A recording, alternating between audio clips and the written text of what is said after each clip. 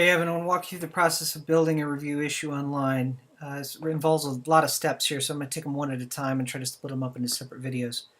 The first step here is to deal with the PDFs. So you can see in the file structure that I'm getting from Dropbox, we've got a whole bunch of PDFs that we've got to combine into a single file, and then from that we've got to get the cover image. So to do that, I'm going to Acrobat, and I'm using the tool to combine files into a single PDF. And I'm going to select all these except for the spine and add them. You see we've got a number of files here that are sort of duplicates. What happens, I'm guessing, is as corrections are made, they upload individual pages.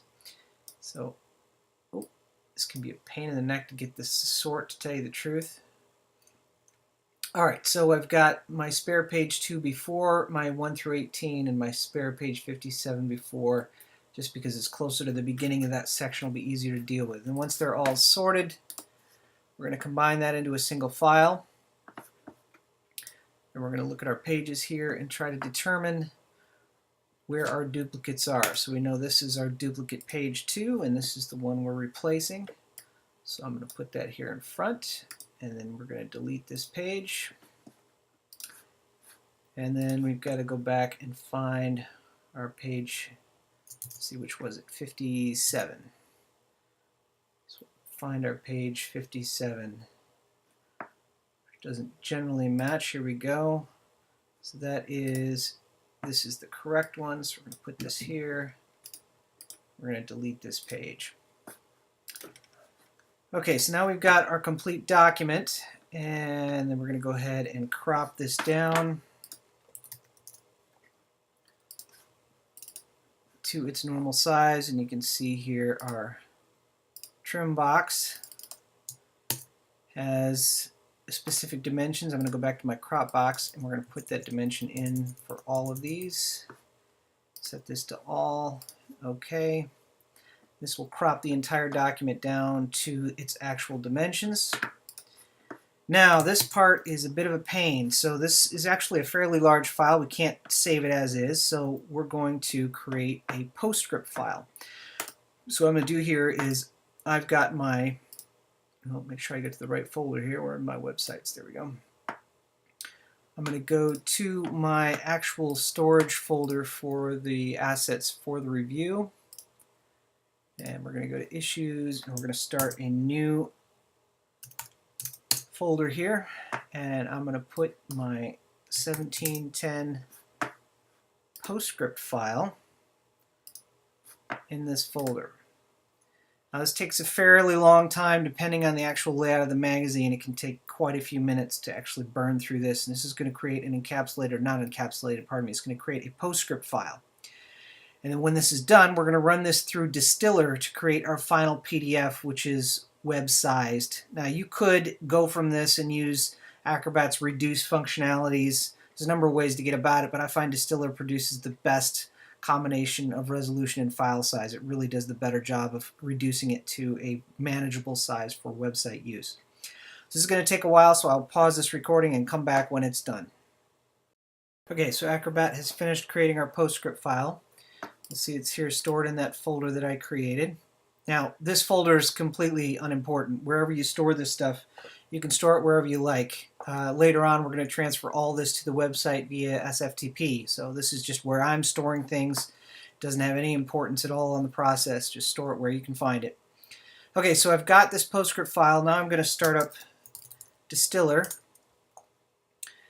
And I've got a preset in Distiller for the resolution and compression that I'm looking for. You want to probably create one for yourself. And I'm just going to drag this PostScript file in here. Now again, this takes a few minutes, so I'll again pause this recording and come back shortly. Miraculously, we are done, and here is our new PDF file.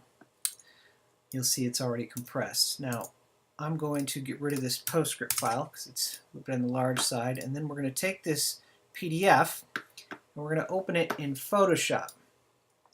Now one problem you're going to run into, and I'll show you real quick what happens, the final width of this image needs to be 200 pixels. The height will adjust itself automatically. But if I just open it at 200 and flatten this image, you'll see we've got a bunch of these funky lines in here from PDF's flattening process. So obviously that's going to do us no good. So we're going to go back here and open this at a higher resolution and scale it down to let the interpolation fix that problem. So I'm going to open this at 1000 pixels, and then I'm going to flatten it, and then I'm going to adjust this back to 200, and there we go. Now we're going to save this back into that same folder just as a JPEG image at whatever quality level you want to set it at.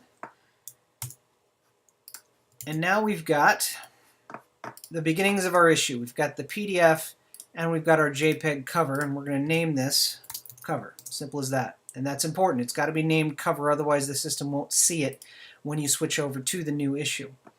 Okay, now I'm going to open up my SFTP client, which is particular to my development process, so you don't have to use this one, but if you've got an SFTP client, I'd encourage you to use it. If you do not, and let me clarify, SFTP is secure FTP, as you probably know, and I can provide you the login credentials for SFTP if you plan to use that.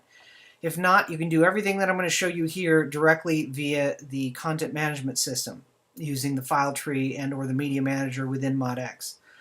But in this instance, I'm going to go ahead and use my SFTP. So we're going to create a new folder here. No, we don't want it in there.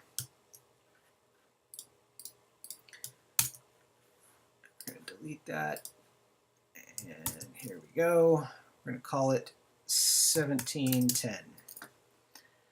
Alright, we're going to open this up, and we're going to open up my 1710 here, and then I can very easily just drag and drop between these two windows. It's kind of how an SFTP client will typically work. As I said, you can use whatever process you want or whatever client you want, and I'll give you the credentials, or you can use ModX's file management utilities to perform this function. Okay, so that is the PDF completed, and that is the cover image created. So the next step we're going to take is actually opening the issue and working through content.